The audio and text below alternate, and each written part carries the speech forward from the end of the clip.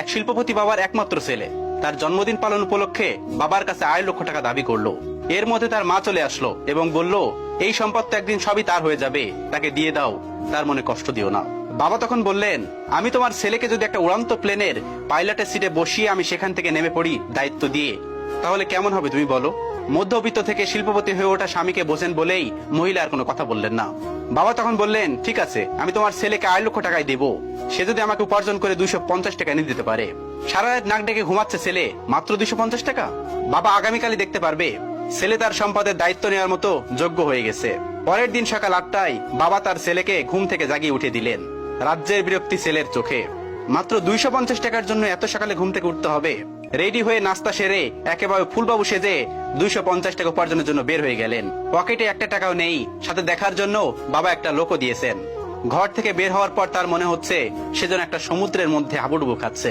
বিনা পুঁজিতে টাকা কোথায় পাই, কোথা থেকে ধার নিবে সেটাও পারতেছে না, কারোর সাহায্য নিতে পারছে না, ভিক্ষাও করতে পারবে না। পরিশ্রম করে উপার্জন করতে হবে। ভাবতে ভাবতেই দুপুর হয়ে গেল। সামনে একটা রিক্সার গ্যারেজ, ঢুকে পড়লো সেখানে, কিন্তু অপরিচিত মানুষকে তারা রিক্সা দেবে না। হঠাৎ মাথায় একটা বুদ্ধি আসলো, রিক্সা পাইনি তো কি হয়েছে, রিক্সা ঠেলতে তো পারবে। তখন উঁচু ব্রিজগুলোতে রিক্সাওয়ালার সাথে একজনকে রিক্সাগুলোতে ঠেলে উপরে উঠিয়ে দিতে হতো। বিনিময়ে যাত্রীরা 1 টাকা করে দিত। নন্দলাল নাদুস নদুর জীবনে কোনো কাজ করেনি, এক গ্লাস পানিও নিজে কখনো ঢেলে খায়নি, আর আজ তপ্ত রোদে রিক্সা ঠেলছে, তাও আবার পুরান ঢাকায়। 10টা রিক্সা ঠেলে 50 টাকা উপার্জন করলো। 11 নম্বর রিক্সা ঠেলতে গিয়ে হোঁচট খেয়ে হাঁটু গেল ছিঁড়ে। আবার উঠে দাঁড়াতে যাত্রীর হাতে 5 টাকা দিলে চোখে অঝোর ধারায় কান্না চলে আসলো। ঘন্টাখানেক পর হাঁটুর ব্যথা আর তীব্র হতে লাগলো। বিকেল পর্যন্ত গুনে কেবল 90 টাকা উপার্জন হয়েছে। অবশ্য পেটের খিদা মিটাতে দুপুরে কিছু বন রুটি ও কলা খেয়ে নিয়েছে। প্রচন্ড ক্লান্ত মনে হচ্ছে নিজেকে, শরীর দ্বারা নিজের সাথে প্রতারণা করছে। অবশেষে 90 টাকা নিয়েই ছেলেটি বাড়ি ফিরে গেল। ক্লান্ত শরীরে চোখে পানি নিয়ে বাবার সামনে গিয়ে দাঁড়িয়ে বাবার হাতে 90 টাকা দেয়। বাবাকে জড়িয়ে হু হু করে কাঁদতে কাঁদতে বলল, আমি পারিনি বাবা। তখন মায়ের অজর ধারা গুনগুন কান্না পরিবেশটা আরো ভারী করে তুলছে। ছেলের বিধ্বস্ত ক্লান্ত চেহারা, হাঁটুর কাছে ছেঁড়া প্যান্ট দেখে বাবা একটা গাজল হাসি উপহার দিল।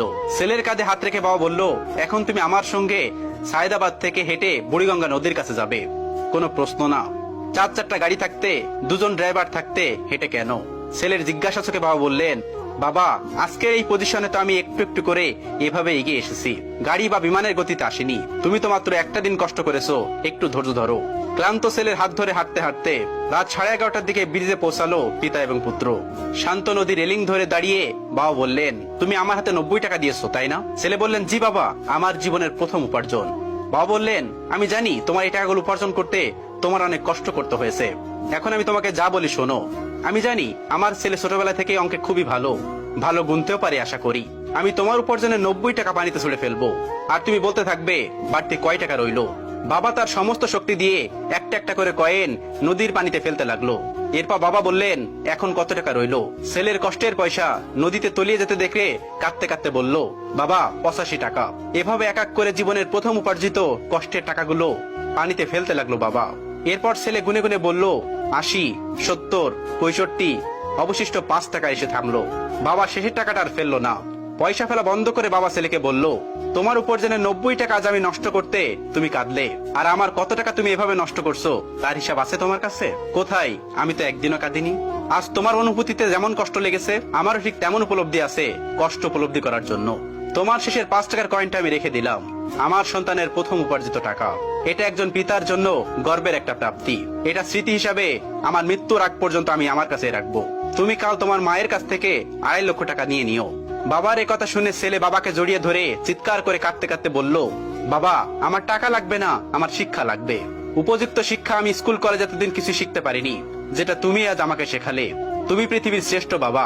একজন আদর্শ বাবার চাইতে বড় শিক্ষক এই পৃথিবীতে আর কেউ হতে পারে না। একজন আদর্শ পিতাই পৃথিবীর শ্রেষ্ঠ শিক্ষক। ভিডিওটি ভালো লাগলে শেয়ার করে অবশ্যই কাছের মানুষগুলোকে দেখার সুযোগ করে দিবেন। Thanks for watching.